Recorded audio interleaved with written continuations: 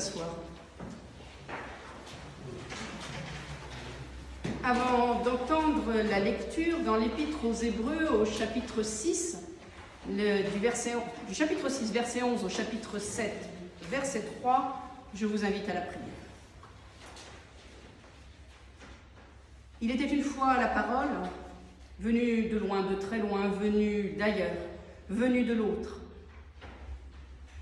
Il était une fois la parole, et la parole a pris visage, visage d'homme, visage de femme.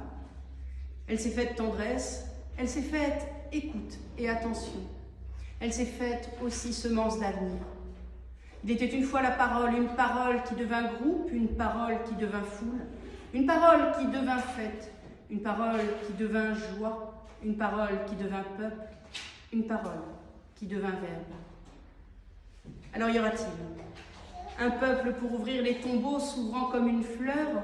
Y aura-t-il un peuple pour qu'un monde soit plus beau quand il est vu du cœur? Y aura-t-il un peuple pour avoir le cœur dur comme un tas de cailloux, la tête comme un mur, mais un Dieu assez fou pour en faire son peuple? Amen. Amen. Épître aux Hébreux du chapitre 6, verset 11 au chapitre 7, verset 3. Nous désirons que chacun de vous montre la même ardeur pour le développement de l'espérance jusqu'à son plein épanouissement, en sorte que vous ne vous relâchiez pas et que vous imitiez ceux qui par la foi et la persévérance héritent des promesses.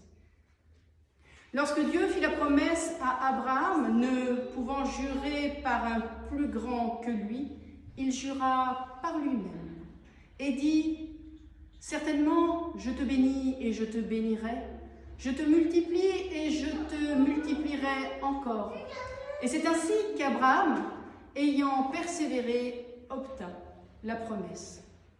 Or, les hommes jurent par celui qui est plus grand qu'eux, et le serment est une garantie qui met fin à tous leurs différends.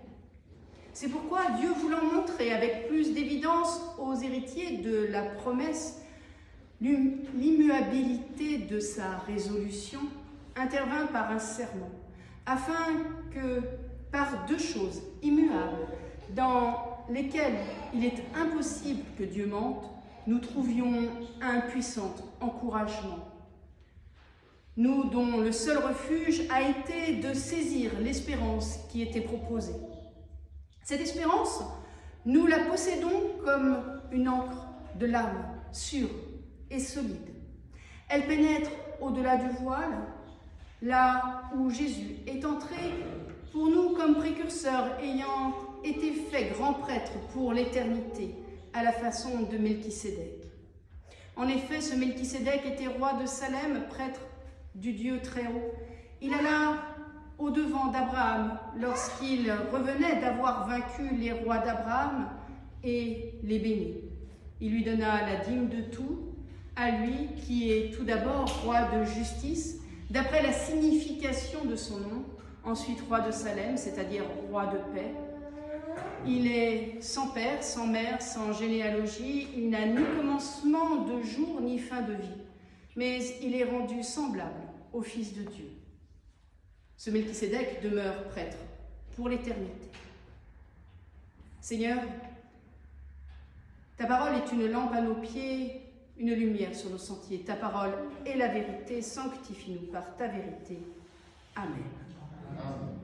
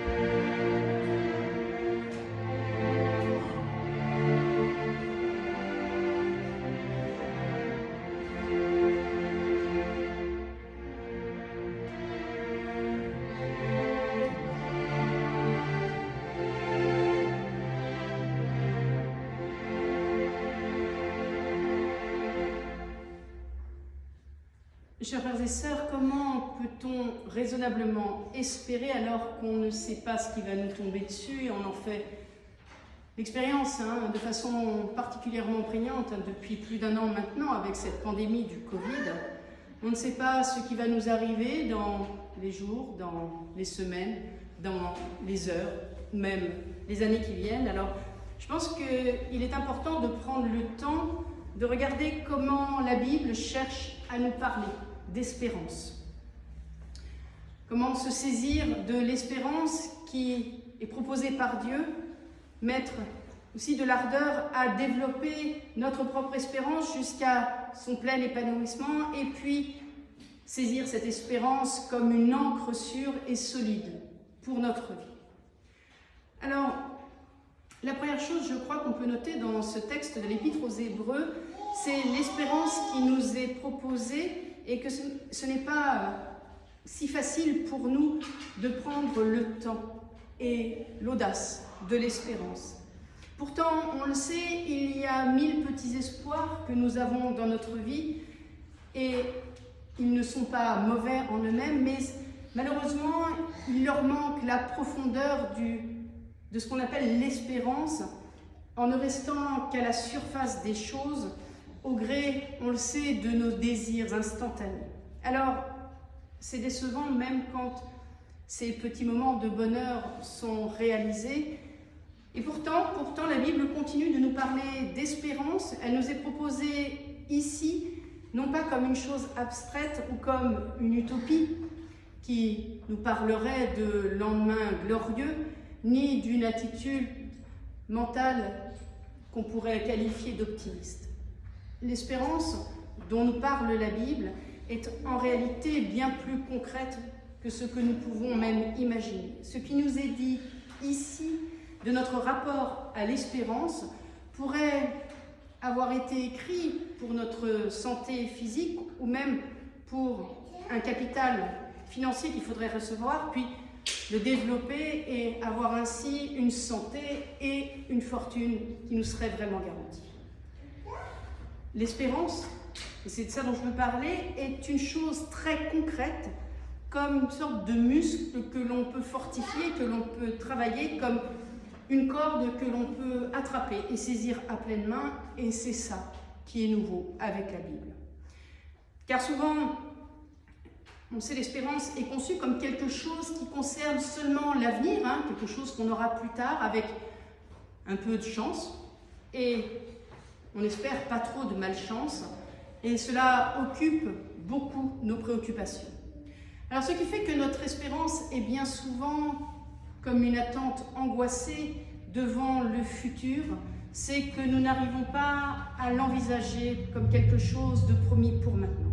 Et c'est vrai qu'on peut en faire le bilan, bien des espérances que nous avons pu placer devant nous ont été déçues, espérances qui avaient pourtant porté, tenu en haleine, nous-mêmes, nous, des générations aussi, sur de grandes espérances. Alors, l'espérance dans un Dieu, par exemple, tout-puissant, maître des événements, a été vendue, au sens propre, par bien des religions, et cette espérance a fait, on le sait, bien plus de personnes non-croyantes que de militants pour la foi dans le monde. Parce que ce n'était pas vrai, et heureusement, Dieu n'était pas maître et n'est pas maître de la pluie et du beau temps, maître non plus des tremblements de terre, des épidémies et encore moins maître de la folie des hommes. Il est puissant autrement que cela, et on le sait, bien d'autres espérances dans nos vies ont été déçues.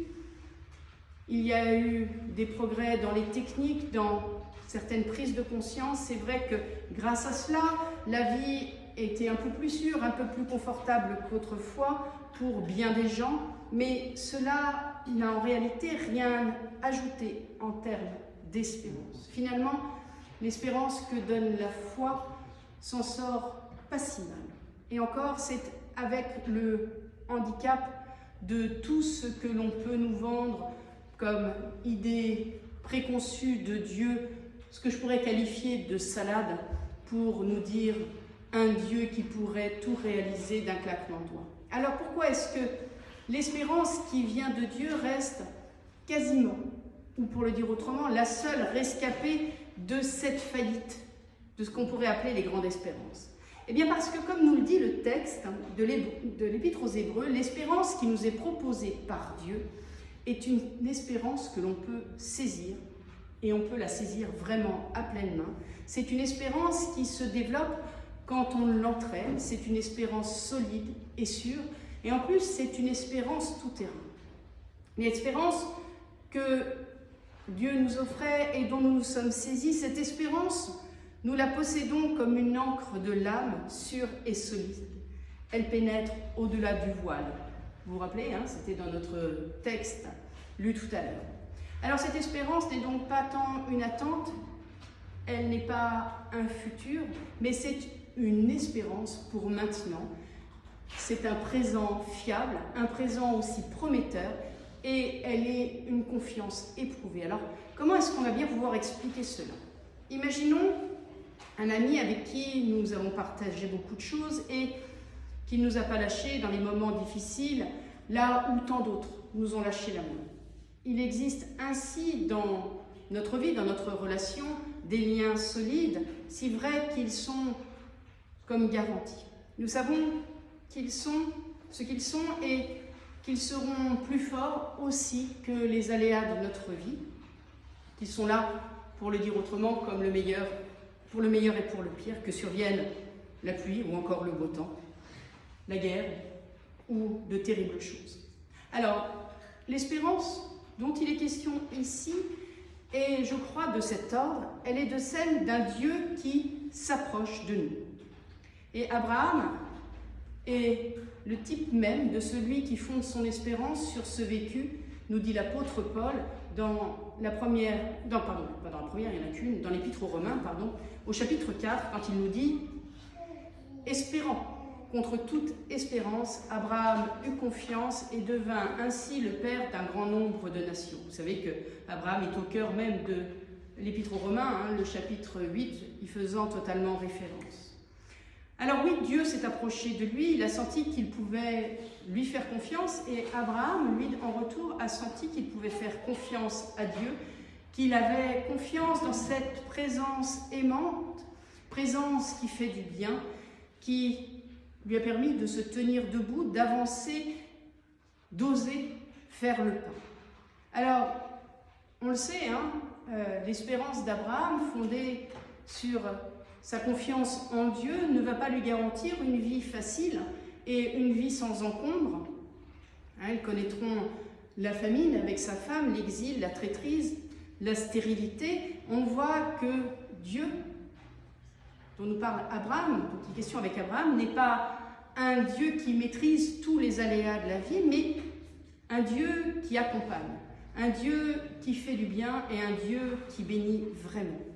Et c'est cela qui fonde notre espérance tout-terrain, une espérance plus forte que toutes les mauvaises surprises ou encore les attentes déçues. Une espérance plus forte que les bonnes surprises et les succès qui ont rendu fous tant d'hommes et de femmes.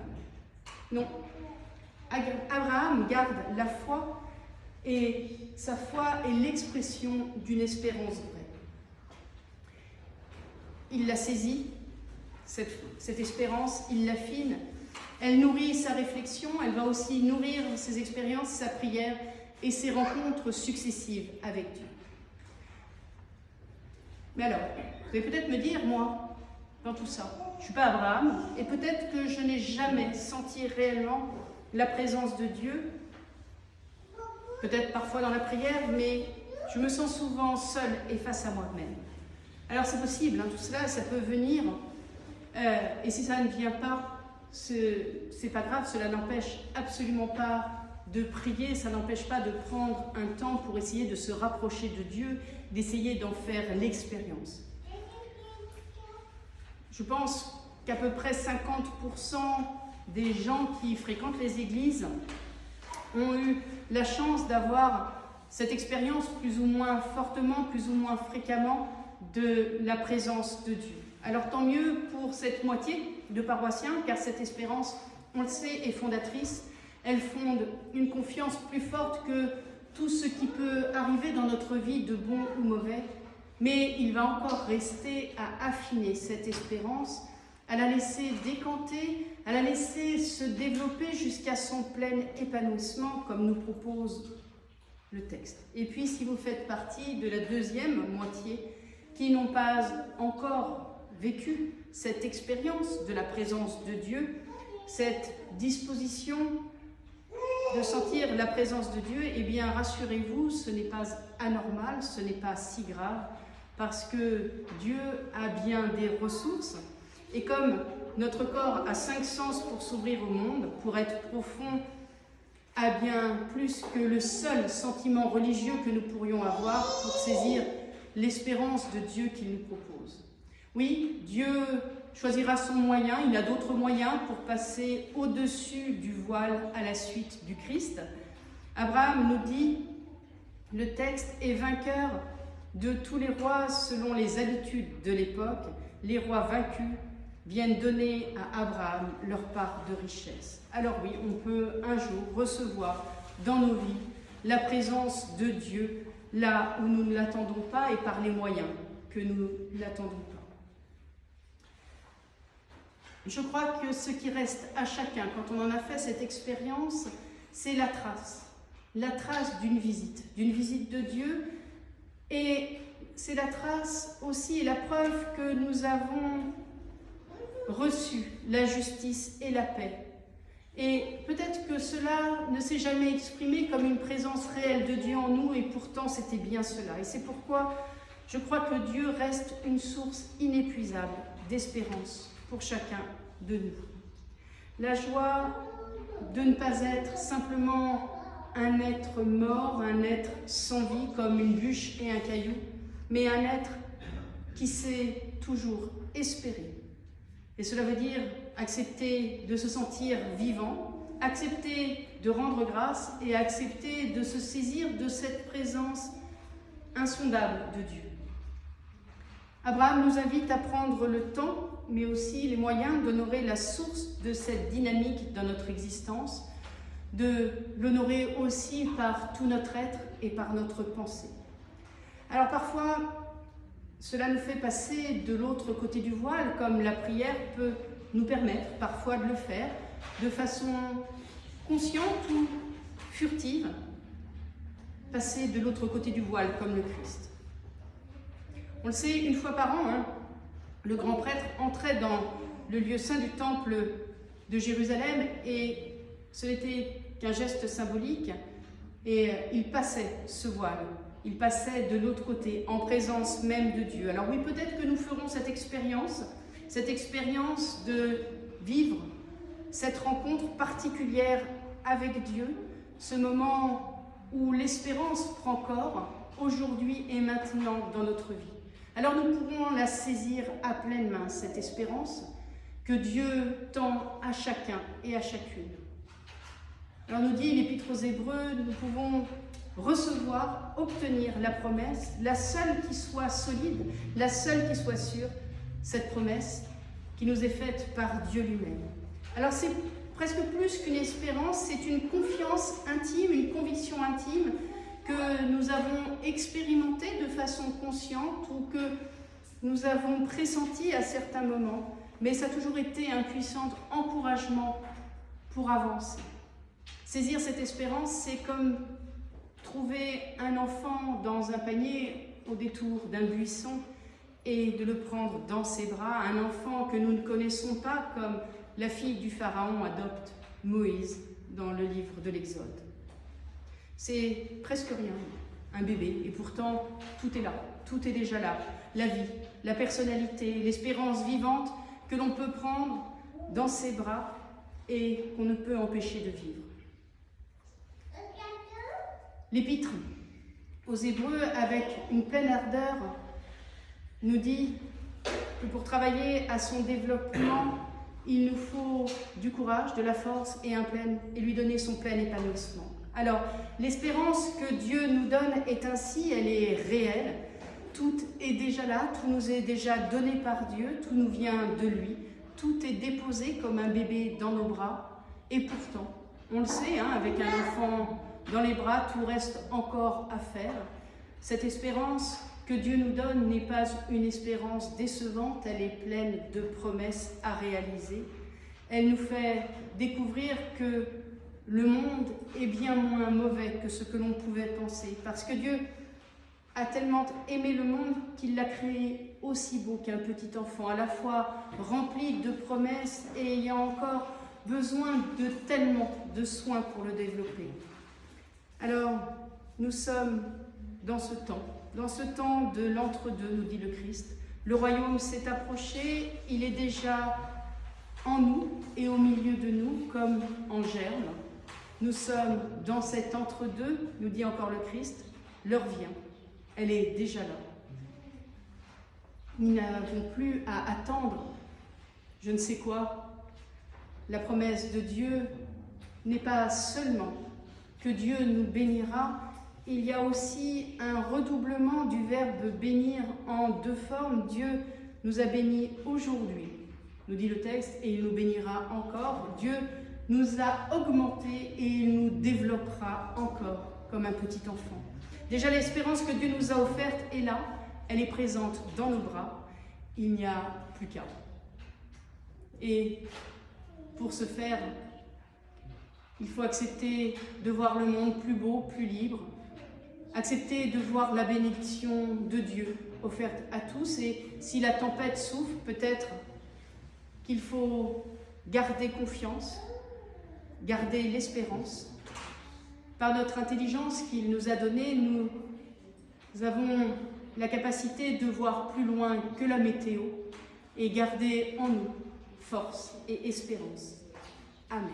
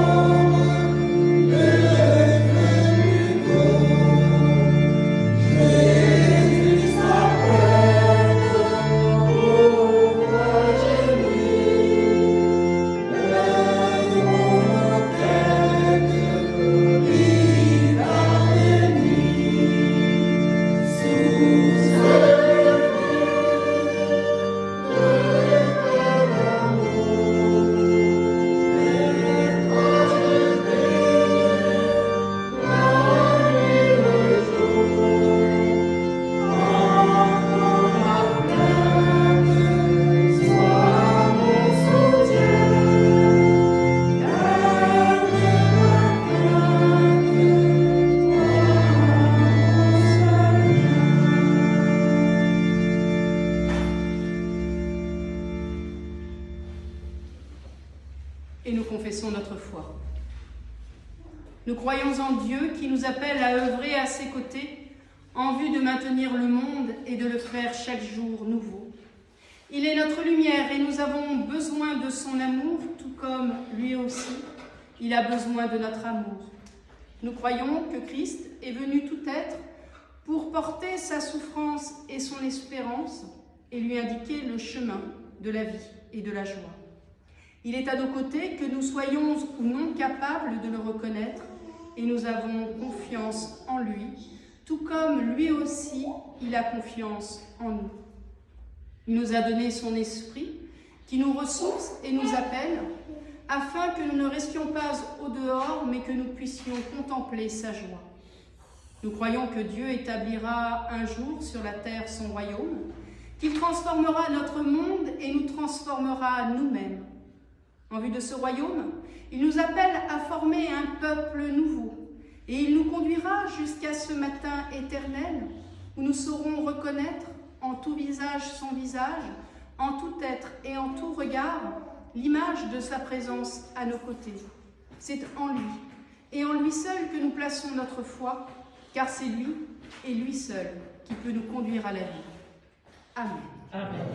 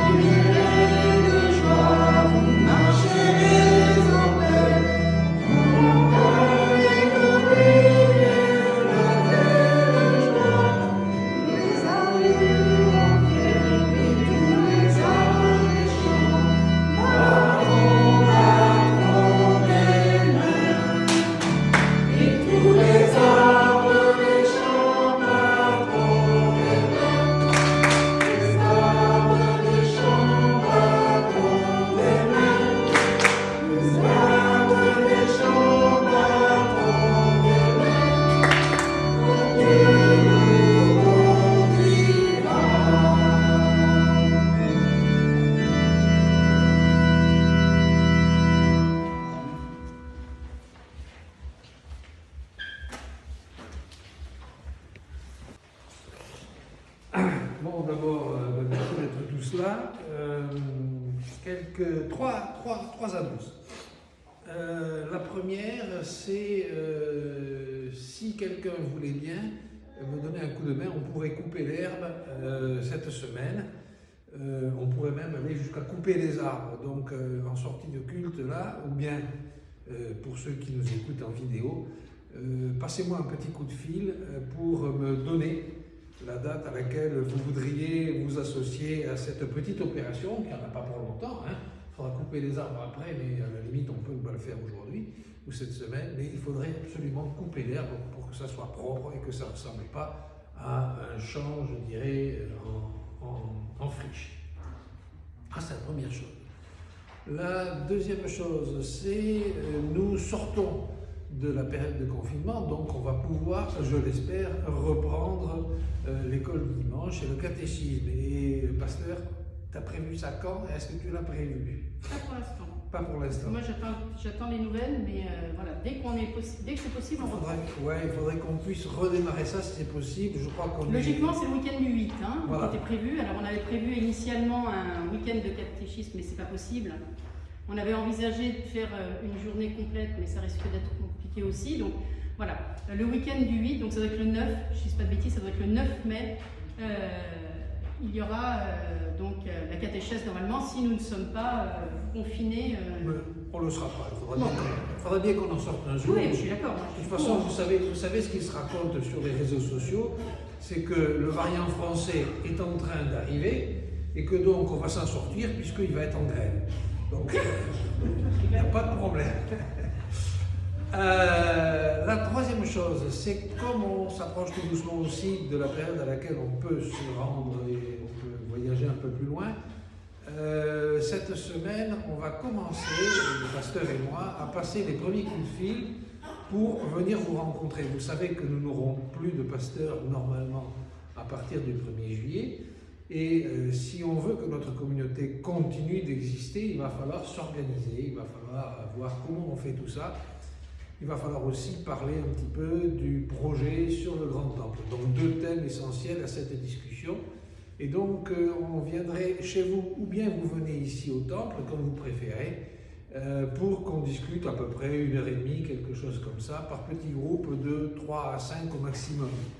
Alors, s'il y a des gens qui sont prêts à jouer les cobayes dans la semaine du 3 au 8 mai, ben vous venez me voir à la sortie et puis on prend rendez-vous tout simplement. La seule difficulté pour le moment, c'est que tant que le couvre-feu n'est pas levé, il faut que ça se passe en journée. Donc cette invitation à se rencontrer s'adresse essentiellement aux gens qui peuvent nous recevoir en journée ou bien qui peuvent venir ici en journée. Ou avant 19h. Ou avant 19h. Voilà. 17h et 19h, on va dire. Donc, ben voilà, ça fait les trois choses. Je crois que c'était l'essentiel de ce que je voulais vous dire. Simplement pour Hervé et Jean-Claude, il faut que je vous refile les enveloppes là-bas pour Graines de CNV et puis que peut-être on voit comment on peut s'organiser pour faire une assemblée générale pour Graines de CNV. Donc vous savez, on a décidé à la dernière assemblée générale de lui redonner une structure juridique et il y a des gens qui se sont levés puisqu'il y a Hervé qui s'est levé, il y a Jean-Claude, il y a Monique, même si pour Monique pour le moment elle est un peu coincée, et puis il y en aura peut-être d'autres. Donc voilà, merci à tous. Autre chose, on n'a pas conseil presbytéral vendredi soir? On a un conseil presbytéral, c'est le premier vendredi, mais c'est le 1er mai, mais voilà. On s'en fout, comme de toute façon on va l'avoir en Zoom, on aura conseil presbytéral le vendredi 1er mai. Non, c'est le 30. Non, c'est le 30. C'est le 30? Alors c'est la semaine d'après. C'est la semaine d'après, d'accord, pardon. Ben non, c'est la semaine d'après, pardon. C'est le 30, c'est pas. C'est un samedi 1er, pardon. J'ai gagné une semaine de préparation. Paf. D'accord. Non, elle a dit non, c'est pas là, t'as raison. Okay. C'est pas maintenant. Je vous invite à vous lever pour recevoir la bénédiction. C'est bien que tu suis. Gabriel.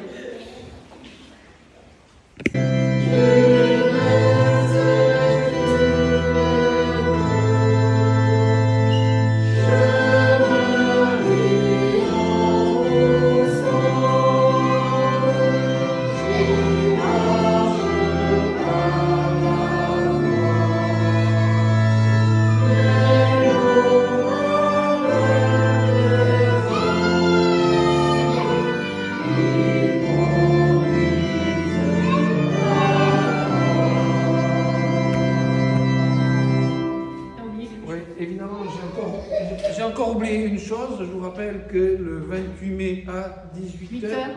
aura lieu la projection du film Le Passeur, que les enfants y sont invités, les adultes aussi. On parlera un petit peu du contenu de ce film.